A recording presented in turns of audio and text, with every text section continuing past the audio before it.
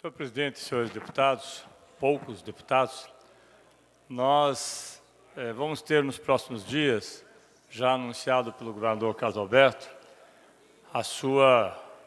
obviamente, a sua desincompatibilização para concorrer ao cargo, possivelmente, de senador da República. E o governador fez um balanço na manhã de hoje, quando oficialmente comunicou que iria fazer essa desincompatibilização. E no balanço que faz, o governador anuncia que, primeiro, não há nada do que se arrepender.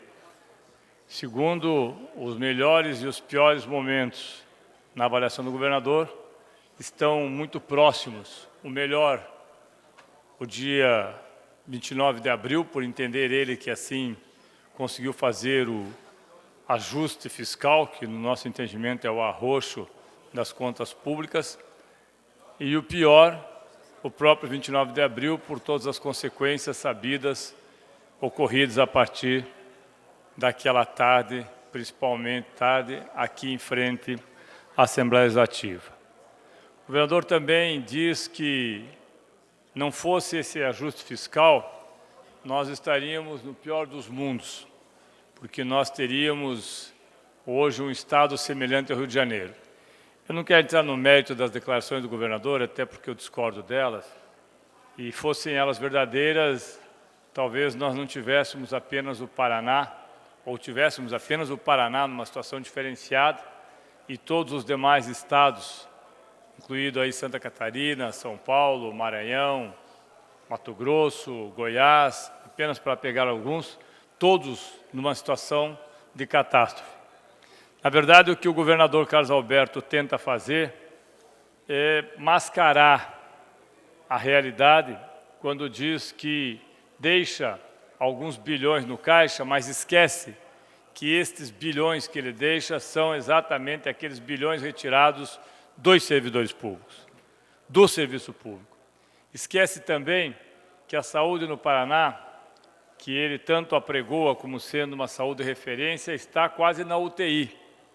Esquece que as universidades, na semana passada, tiveram que anunciar que suspenderiam as suas atividades por falta de professores, por falta absoluta de condições, para que tivessem a contratação de 50 mil horas. Esquece convenientemente o governador que, apesar das dezenas ou centenas de carros de polícia entregue por vários deputados, inclusive nesse período, são tão eficientes, mas não tão eficientes que possam cobrir a necessidade que os policiais têm de terem coletes à prova de bala não vencidos, como estão sendo utilizados em alguns casos.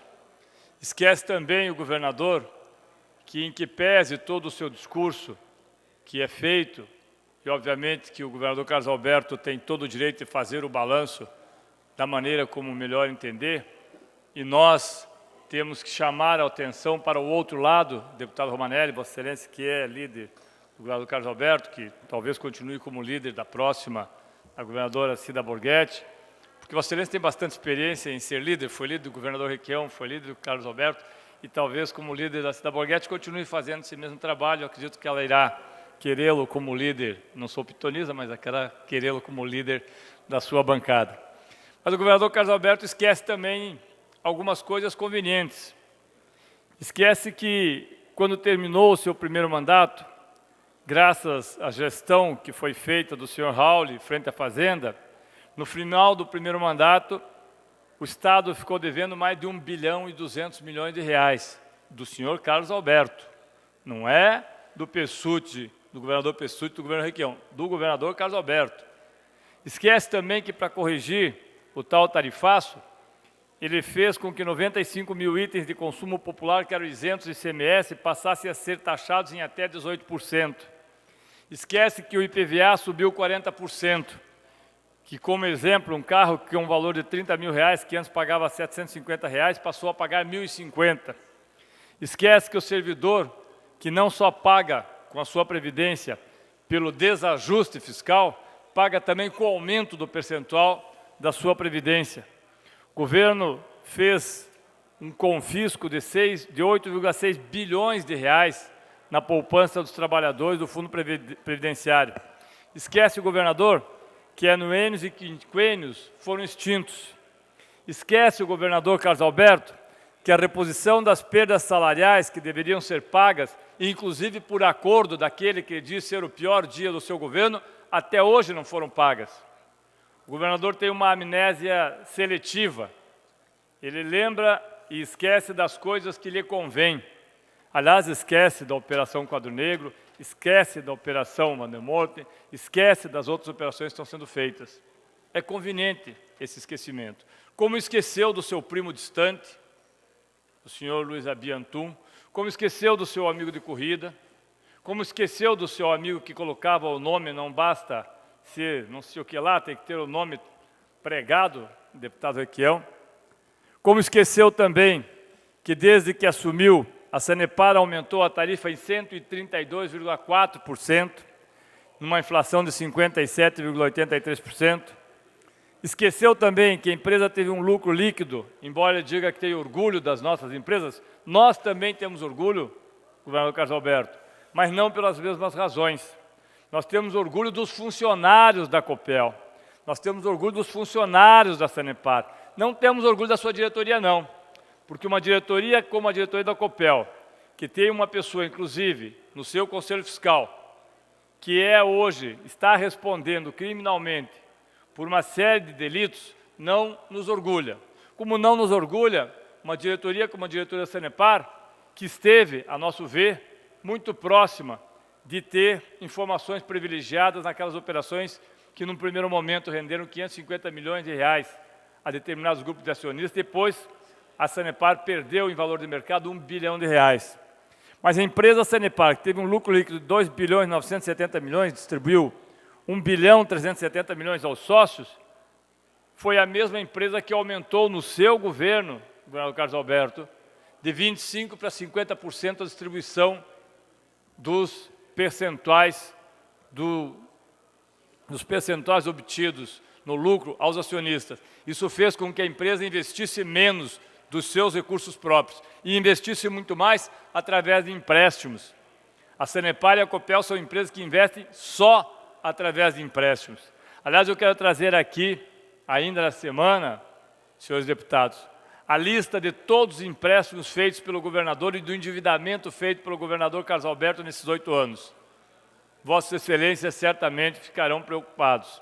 Não porque não tenha margem, não porque não tenha sido legal. Há margem e foi legal. A pergunta é, até onde o próximo governo, que aliás não terá o ICMS que já foi adiantado, até onde o próximo governo estará em condições de cumprir, inclusive, as promessas, começa já agora pela governadora, que irá assumir, Cida Borghetti, as promessas feitas como se estivéssemos na quarta-feira de cinzas. O carnaval vai passar e o mundo real começa. Porque o que eu tenho visto de inauguração, de pedra fundamental, de carta de intenção, é ponte para um lado, lá em União da Vitória, deputado Hussenbach, está lançada a promessa da ponte, a quarta ponte sobre o Rio Iguaçu. Talvez ela seja inaugurada junto com a ponte da Baía de Guaratuba, ou quem sabe com o contorno de Francisco Beltrão, ou agora com o asfaltamento entre São Mateus e Irati, ou talvez com o contorno que tem lá próximo à Foz do Iguaçu, ou talvez com outros contornos, quem sabe um contorno feito aqui também em 4 Barras, ou outro contorno feito, se for necessário, lança-se um contorno lá em Adrianópolis, não tem problema. Precisou fazer alguma coisa, lança uma carta dizendo que vai fazer. E agora, a governadora nesse caso e o governador seguintes é que irão ter que achar recursos para fazer por onde essas coisas aconteçam. Mas apenas nos esquecimentos. É por isso que nós nos perguntemos quem irá pagar pela reeleição ou pela próxima campanha do governador Carlos Alberto. E quando eu digo quem irá pagar, não coloco aqui absolutamente nenhuma dúvida de forma leviana. Apenas pergunto se todas essas dívidas contraídas e todo esse processo de promessas serão os principais motivos que poderão levar os paranaenses a elegê-lo senador, caso isso venha a ocorrer. Por último... Para concluir, deputado Tadeu.